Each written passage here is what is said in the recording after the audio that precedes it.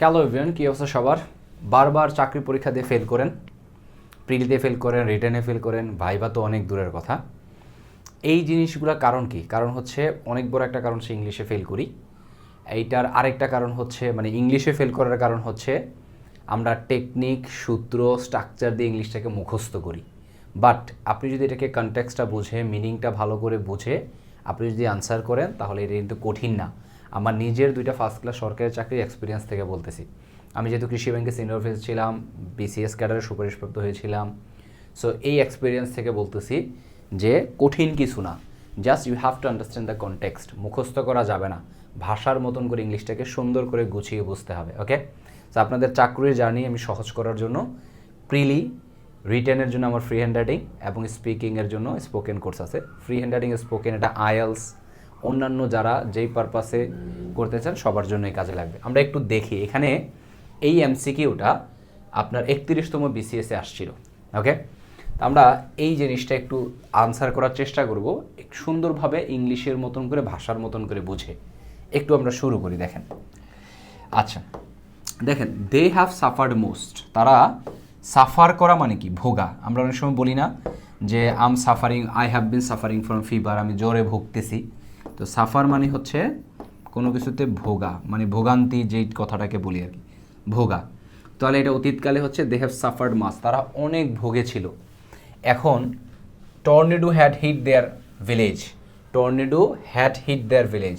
আমরা যদি এটাকে বলি যে I had hit him, hit him তার মানে হচ্ছে আমি তাকে আঘাত করেছিলাম। এটা হচ্ছে হিট ভার্বের 3 নম্বর ফর্ম ব্যবহার করা হয়েছে।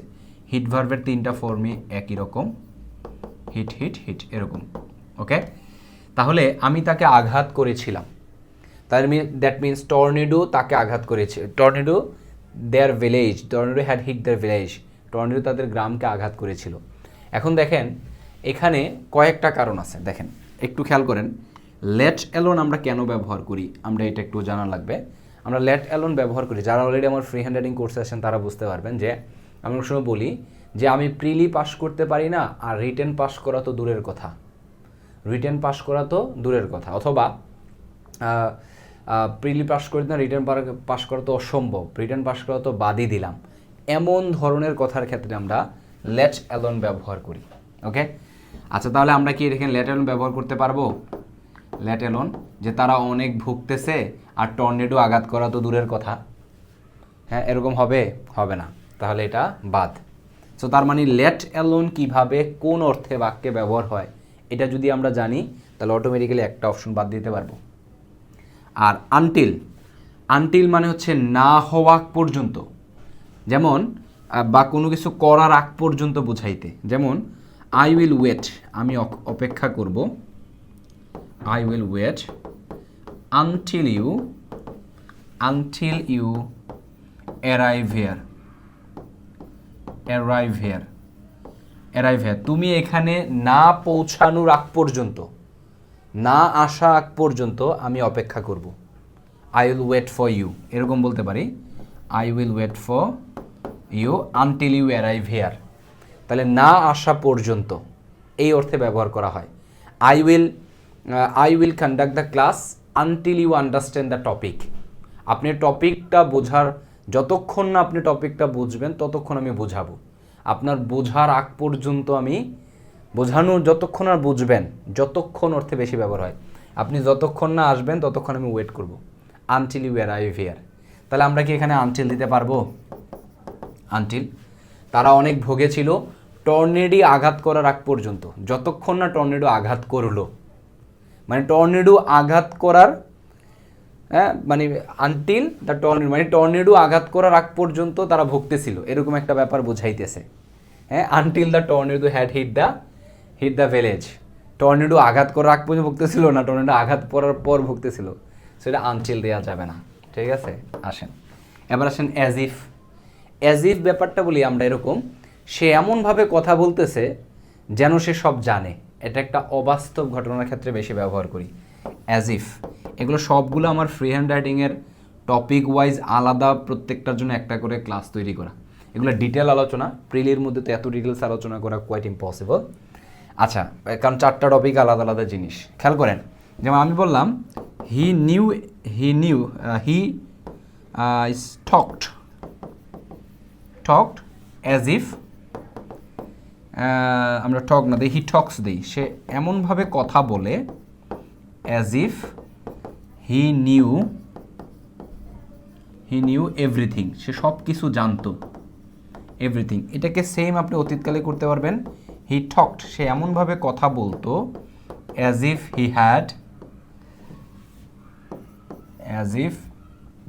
হ্যাড নোন এভরিথিং,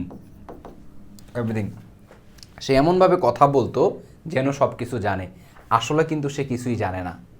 হ্যাঁ, এরকম যেমন সে এমনভাবে কথা বলে যেন সে সব পারে, সে এমনভাবে কথা বলে যেন সে পণ্ডিত, সে এমনভাবে কথা বলে যেন সে প্রিলি পাস করে ফেলছে, আসলে কিন্তু পাস করে নাই। তাহলে অ্যাজ ইফ ব্যাপারটা হচ্ছে এই অর্থে ব্যবহার করা হয়।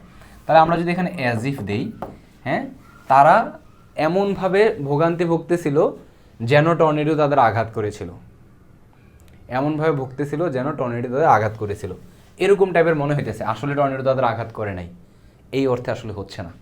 এটার অর্থ বোঝাইতেছে এরকম সিন্স দিয়ে। কেন সিন্স দিয়ে?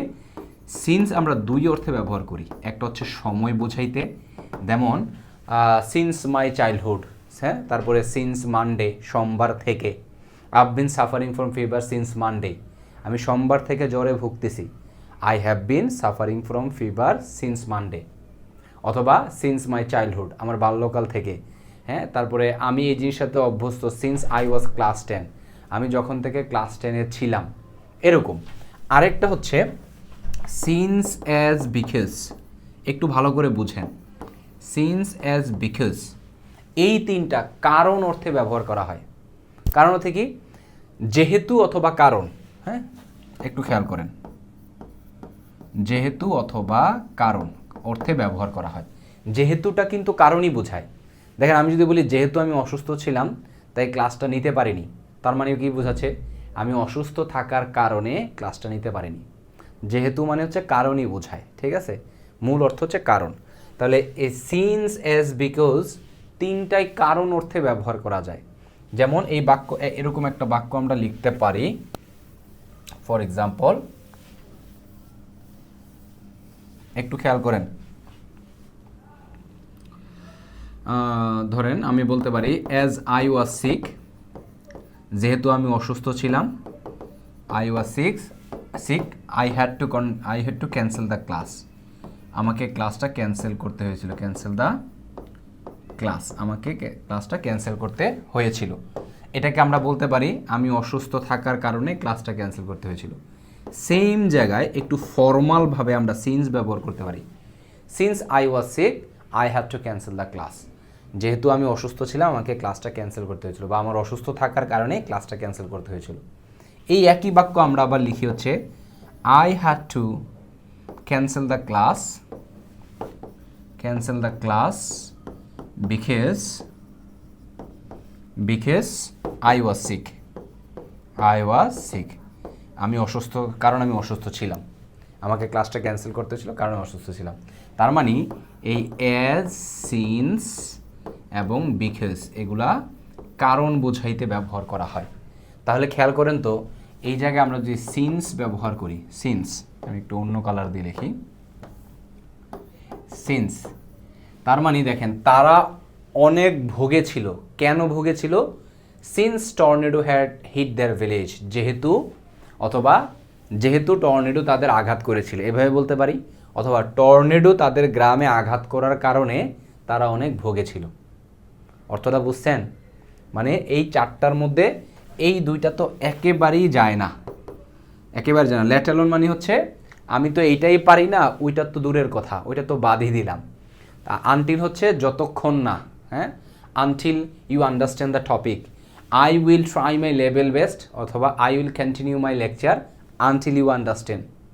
আপনি যতক্ষণ না বুঝবেন ততক্ষণ আমি বোঝাইতে থাকবো, আপনি না বোঝার আগ পর্যন্ত আমি বোঝাইতে থাকবো, বা আমি আমার ইয়াটা কন্টিনিউ করব, এটা হচ্ছে আনটিল। আর অ্যাজ ইফ হচ্ছে এমনভাবে কথা বলে যেন আঘাত, মানে যেন সে সব জানে, এরকম অর্থে, মানে অবাস্তব ব্যাপার। আমরা যদি এখানে অ্যাজ ইফ ব্যবহার করি তাহলে এটা খুব বেশি সামঞ্জস্যপূর্ণ না। তারা দে হ্যাভ সাফার্ড মাস, তারা এমনভাবে ভোগেছিল, হ্যাঁ, যেন তাদের টর্নেডো আঘাত করেছিল। এটা কিছুটা হইলেও সামঞ্জস্য হয়, মানে কিছুটা, কিন্তু এটা অবাস্তব ঘটনা। অ্যাজ ইফ মানে আমরা অবাস্তব ঘটনা বুঝি, ঠিক আছে? এখন আপনি খেয়াল করেন তো, টর্নেডো আঘাত করলে তারা ভুগতে পারে, এই ব্যাপারটা কি আসলে অবাস্তব? অবাস্তব না, এটা স্পষ্ট ক্লিয়ার বোঝাই যাচ্ছে যে টর্নেডো আঘাত করার কারণে তারা ভুগতেছে। তার মানে এখানে আমরা কি কি জিনিস দিতে পারবো? আমরা অ্যাজ দিতে পারবো, অ্যাজ অথবা সিন্স দিতে পারবো, সিন্স দিতে পারবো, অথবা আমরা বিকজ দিতে পারবো, সিন্স অথবা আমরা বিকজ দিতে পারবো। ওকে, বিকজ দিতে পারবো। আমরা চাইলে কিন্তু এই বাক্যটা উল্টায়ও লিখতে পারি, কোনো প্রবলেম নেই। যেমন I had to cancel the class since I was sick, cancel the class since I was sick. Okay, এভাবে করে উল্টায় করা যাবে, আগেরটা পরে পরেরটা আগে আনা যাবে, কিন্তু সিন্স আর অ্যাজের অংশ যদি পরে বসান তাহলে আর কমা দেওয়া লাগে না, আর কি কমা দেওয়া লাগে না এগুলা। তাহলে এই কোশ্চেনটা এখন বলতে পারেন ভাই এত কিছু শিখে তারপর একটা কোশ্চেন আনসার করতে হবে না।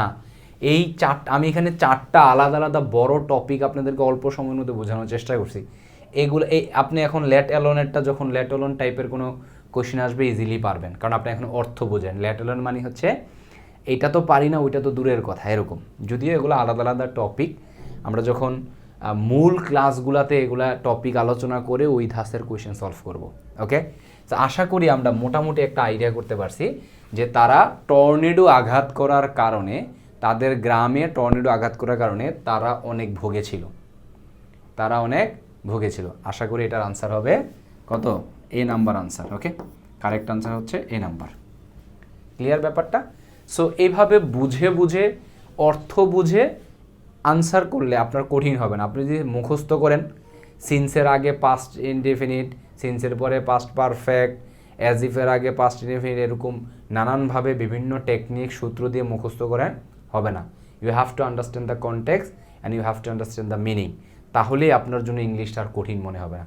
আজকে ক্লাসে পর্যন্তই, দেখা হচ্ছে পরবর্তী ক্লাসে।